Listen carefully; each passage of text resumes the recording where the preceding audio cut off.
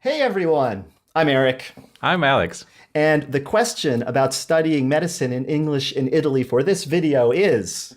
How do you actually finance your studies? That is a great question, Alex. Okay, so we're going to divide this into five different parts. We're going to talk about something called ISEE. We'll talk about scholarships. We'll talk about work opportunities. We'll talk about loans. And then we'll talk about how much money you should bring to Italy when you first arrive to get started. Right, so let's start with the ISEE. What's that? Well, the ISEE is a funny thing that's unique to Italy, where you essentially tell the Italian government how much money your family has.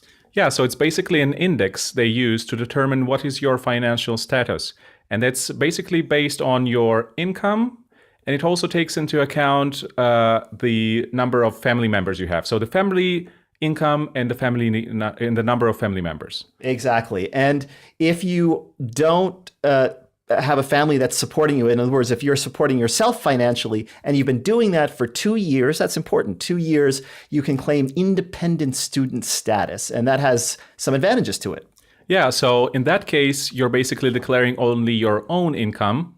And like Erik said, you can do it only if you have a record, which you can prove in papers, that you've been financing yourself for the last 2 years. Okay, so why is the ISEE important? Well, the university uses it for two important purposes. First of all, it uses it to calculate your tuition. So basically, the poorer your background, the less tuition you have to pay each year. So the maximum is about 4,000 euros, and it could go all the way down to €0 per year. The other important thing that the ISEE is used for is calculation of scholarships. Exactly. And there you have usually, in Pavia, for example, 700 scholarships offered for all the students. And those who get the higher score, which is compound sort of combination of ICE and other factors, those guys are getting the scholarships. But let's maybe talk about scholarships more in detail. So Sure. How does it work in Italy? Well, most of the scholarships are awarded to students after at least their first semester of studies. Now, there are some scholarships that you can get before you arrive if you're a really outstanding student in your home country, and you can find out about those by writing to the university of your first choice. But usually the schools want some proof that you're a good student within Italy before they give you a scholarship. So you usually apply for scholarships after your first semester, or even more commonly after your first year at med school in Italy. Yeah, so an important thing to say is that scholarships are available for European as well as non-European students. Mm-hmm. So that doesn't, if you're not European, doesn't mean you're not eligible for one. And like Erik said, it's a merit-based scholarship, and it has also a sort of economic social component into it. So your studies will affect actually your, how possible it will be to get the scholarship. So the more exams you're able to finish and the higher grades you get, the better your chances are at getting this scholarship.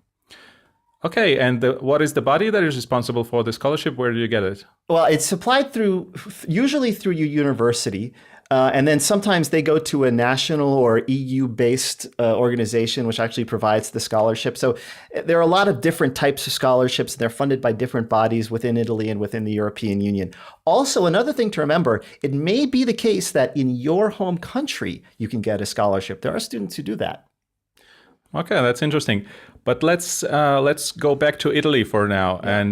And my experience with scholarship was that it's quite a lump sum. So you get something around maybe 4,000 to 5,000. Okay. That was what I was able to receive, mm-hmm. and you can get it even year after year. Mm-hmm. So it does not include you if you got a scholarship mm-hmm. last year. Yeah.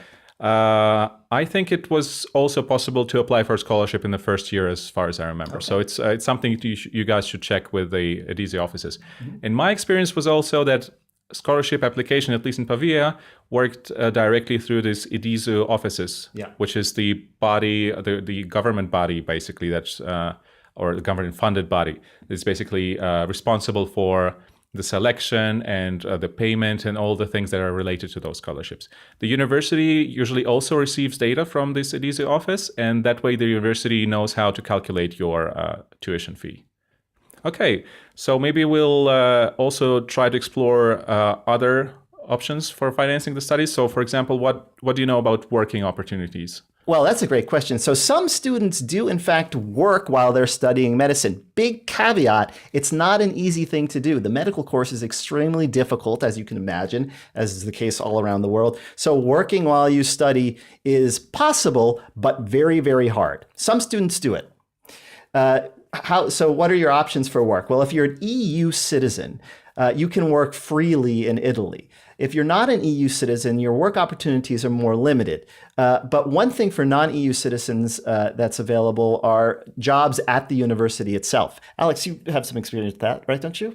Yeah, so for example, you can get jobs like helping tutoring. So for example, there is a lab session in which you help the students to work with a microscope. You help them in different things. Or for example, you help the professor hold the lectures or explaining some little things in practical sessions. Mm-hmm. So to get one of those jobs, you have to know when to apply. So they usually publish some like a bando, like an official sort of document about the opportunity.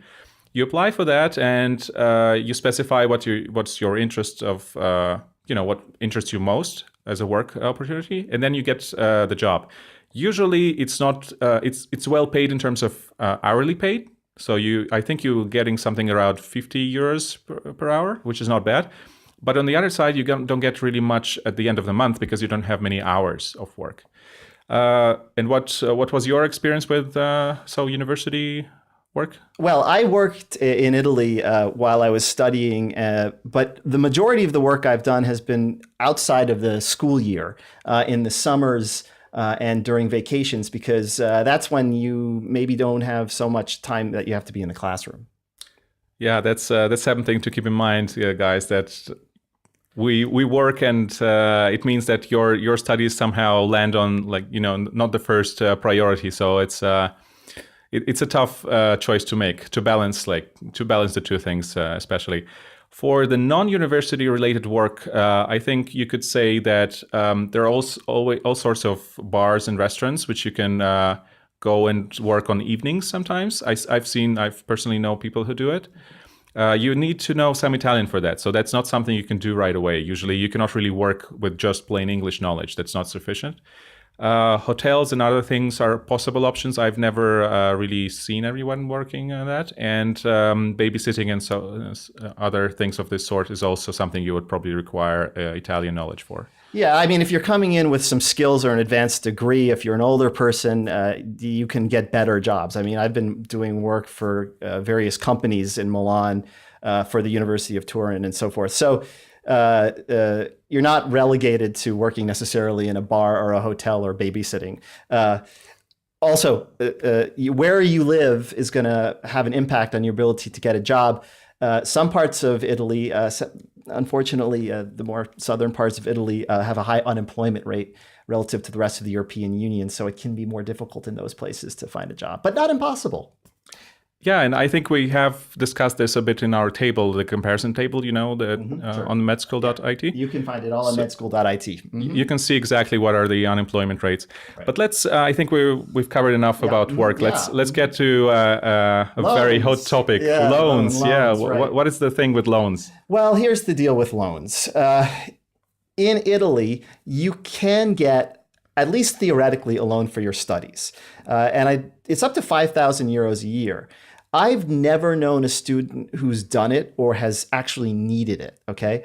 The loan system in Italy is not like, for example, in the United States, where it's really intended to cover all your expenses. It's really meant for emergency situations when you run out of money and basically have no place to live or food.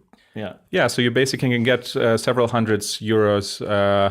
I think you apply through the university offices for that. Yeah. So it's not bank related. It's more of a social sort of help that university offers as a service. Mm-hmm. But you said maybe there is also an option to do it from abroad. How does that work, like from your home country? That's a great question. So some home countries, not the United States, by the way, but some others do have schemes by which you can borrow money in order to finance your studies in Italy. I think that's probably true.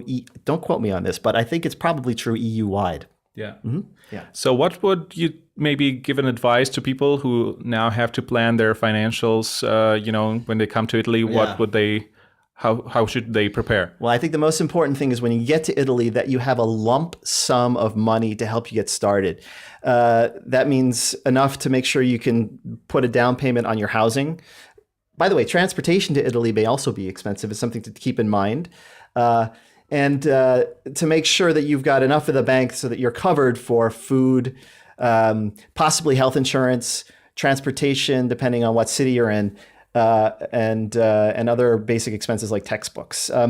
As for how much that lump sum should be, what do you think, Alex? Well, for me, the rule of thumb was more or less 2 year, like 1.5, 2 year worth of studies. So I would say around 15,000 would be nice to have for the beginning, for a smooth beginning. Yeah. But I will say this, that I've known students who didn't have that kind of financial resources, and they did make it. They found a way to survive and study and thrive at the med schools in Italy. I think that's one of the great things about them, is that they really are open to just about anybody, even if you come from a very poor background. Okay, great. So that was it. Okay, well, everybody, we've got more videos for you. Don't forget to subscribe, press this button to our YouTube channel, and also find us on medschool.it, as well as our Facebook group, medschool.it. See you next time. See you next time. Ciao.